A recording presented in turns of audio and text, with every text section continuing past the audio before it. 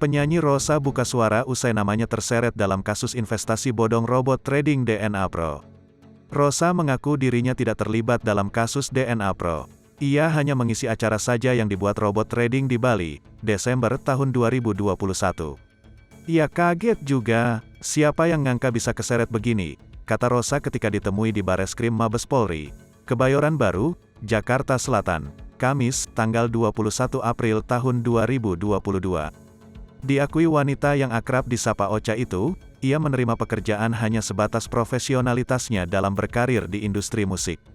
Kalau ditanya tahu apa enggak, ya enggak tahu ya, aku cuma jadi pengisi acara aja, ucapnya. Tentu saja namanya terseret kasus DNA Pro sampai diperiksa penyidik Bareskrim Mabes Polri, merugikan dirinya sendiri. Pelajarannya ke depan bakalan lebih hati-hati lagi, ujar Rosa.